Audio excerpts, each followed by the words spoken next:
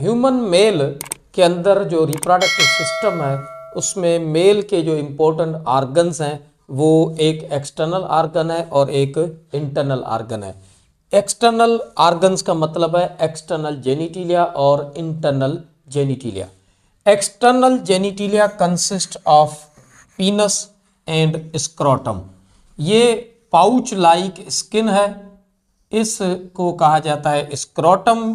This is present between two thighs and penis is a copulatory organ in human male. These two are called external genitalia and other associated organs which are included in internal genitalia. कौन कौन से हैं? इस scrotum के अंदर दो testicles होते हैं जिन्हें टेस्टीज कहा जाता है। इन टेस्टीज सिंगुलर अगर हम एक टेस्टिस लें तो ये एक टेस्टिस है। इस टेस्टिस का मतलब है विटनेस। दो टेस्टिस होते हैं पाउच ऑफ स्किन में, स्क्रोटम में। उसके अलावा इस टेस्टिस के ऊपर होता है एक ऐसा पार्ट जिसके अंदर स्पर्म्स की मैच्योरेशन होती है और स्पर्म्स स्टोर होते हैं, उसे कहा जाता है एपिडाइडमिस। एपिडाइडमिस के बाद जो ऊपर वाली डक्ट होती है उसे कहा जाता है वाज डिफरेंस, और वाज डिफरेंस के बाद ये जो ऊपर जा रहा है पार्ट, इसके बाद ये यूरिथ्रा की तरफ जाता है। लेकिन यहाँ पर तीन ग्लैंड्स और आर्गन्स होते हैं, वेजिकल होते हैं, एक सेमिनल वेजिकल, एक प्रोस्ट्रेट ग्लैंड और एक बल्बो यूरिथ्रल ग्लैंड्स। ये तीनों ग्लैंड्स क्या करते हैं? ये सेमन को फ्लूइड एड करते हैं। इन तीनों में से जो प्रोस्ट्रेट ग्लैंड है वो लार्ज होता है। ये है प्रोस्ट्रेट ग्लैंड, ये प्रोस्ट्रेट ग्लैंड है, और ये जो यहां पर मैंने बनाया है ये है इजैक्युलेटरी डक्ट, इसे कहा जाता है प्रोस्ट्रेट ग्लैंड, और यहां पर होती है सेमिनल वेजिकल। उसके अलावा इंटरनल पीनस के अंदर एक डक्ट होती है जिसे कहा जाता है यूरिथ्रा। मेल और फीमेल यूरिथ्रा में क्या फर्क है? मेल के यूरिथ्रा को कहा जाता है यूरिनोजेनिटल डक्ट।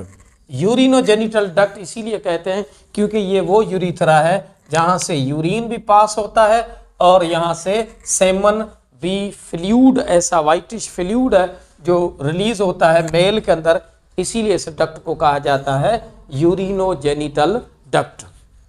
अच्छा, हमारे टेस्टिस के अंदर स्पर्म्स की प्रोडक्शन होती है।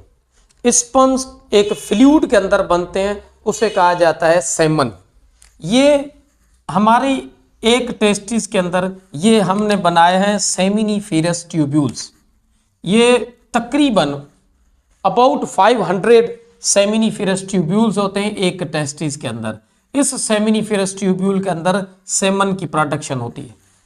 सेमन क्या है? एक ऐसा फ्लूइड है जो स्पर्म्स को नरिश भी करता है और स्पर्म्स को एक मीडियम प्रोवाइड करता है, एक लिक्विड देता है ताकि वो स्पर्म्स आगे जाकर रिलीज हो सके। लेकिन ये स्पर्म्स ऐसे रिलीज नहीं होते। जब मेल सेक्सुअली रेडी होता है, जब उसके अंदर सेक्सुअल अराउजल होता है, तो इजैक्युलेटरी डक्ट यहां पर हमने बनाई है। ये है इजैक्युलेटरी डक्ट, इसे कहा जाता है इजैक्युलेटरी डक्ट। ये डक्ट इजैक्युलेशन करवाती है। Ejaculation means release of semen with sexual excitement. Sexual excitement, शहवत के जरिए जब ये इजैक्युलेशन होती है, इस सेमन का मनी का बॉडी से बाहर रिलीज होना, इस नाली को, इस डक्ट को कहा जाता है इजैक्युलेटरी डक्ट। जब ये इजैक्युलेशन होती है तब यहां से इन टेस्टिस से सेमन बाहर आती है। तब तक ये स्पर्म्स इस एपिडाइडमिस के अंदर मैच्योर भी होते हैं और यहां पर स्टोर भी होते हैं। इजैक्युलेशन के दौरान ये यहां से इजैक्युलेटरी डक्ट से ये पहले ऊपर जाती है, ये सेमन स्पर्म्स इन टेस्टिस से ऊपर जाते हैं वाजा डिफरेंस में, और यहां से वाज डिफरेंस से होता हुआ ये सेमन, ये स्पर्म्स यहां से यूरिथ्रा से बाहर निकलते हैं। यहां पर बल्बो यूरिथ्रल ग्लैंड है, एक प्रोस्ट्रेट ग्लैंड है, ये है प्रोस्ट्रेट ग्लैंड, ये प्रोस्ट्रेट ग्लैंड है, ये सेमिनल वेजिकल है और ये बल्बो यूरिथ्रल ग्लैंड है। ये तीनों क्या करते हैं, सेमन को मैंने लिखा है they add fluid to semen. Semen क्या है, वो फ्लूइड है जिसके अंदर स्पर्म्स होते हैं। इन स्पर्म्स की फॉर्मेशन कैसे होती है, ये स्पर्म्स मौजूद होते हैं इन टेस्टिस के अंदर, सेमिनिफेरस ट्यूब्यूल्स के अंदर। इन स्पर्म्स की जो पहले डिप्लॉयड सेल्स होते हैं, स्पर्म्स होते हैं गैमेट्स, इन स्पर्म्स की गैमेट्स की फॉर्मेशन को कहा जाता है स्पर्मेटोजेनेसिस। स्पर्मेटोजेनेसिस मेल के अंदर आफ्टर 13 ईयर, टीन एज में मेल के अंदर स्पर्मेटोजेनेसिस होती है, स्पर्म्स की फॉर्मेशन होती है। सबसे पहले हम यहां पर देखें, ये है एक स्पर्मेटोसाइट, वो सेल है जिससे स्पर्म बनेगा। इस स्पर्मेटोसाइट के अंदर माइटोसिस होती है और ये बहुत सारे सेल बनते हैं, फिर इनके अंदर होती है मियोसिस। ये है मियोसिस, ये मियोसिस 1 है और ये मियोसिस 2 है।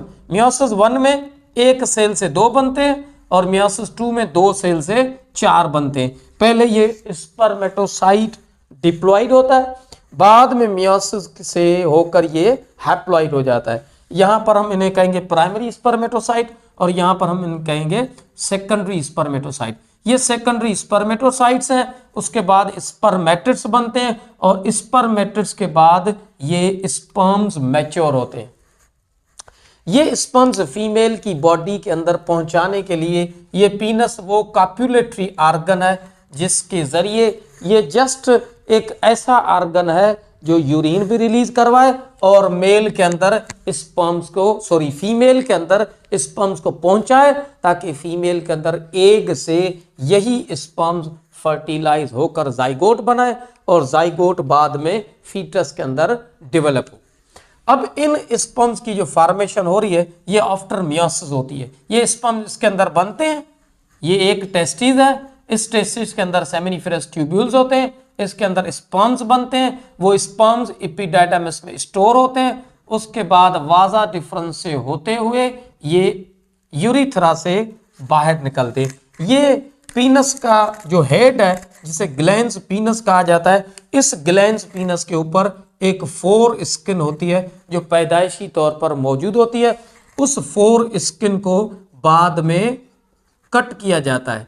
ये फोर स्किन इस ग्लैंस पीनस के ऊपर होती है। सर्कमसेक्शन सेरेमनी जो होती है सुन्नत तौर, उसके अंदर ये फोर स्किन को कट किया जाता है।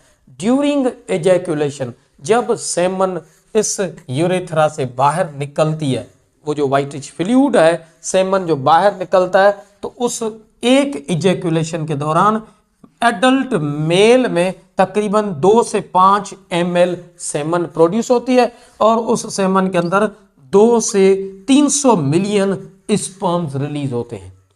डियर स्टूडेंट्स, ये हमारा टॉपिक था मेल रिप्रोडक्टिव सिस्टम। अब इसके बाद हम पढ़ेंगे फीमेल रिप्रोडक्टिव सिस्टम।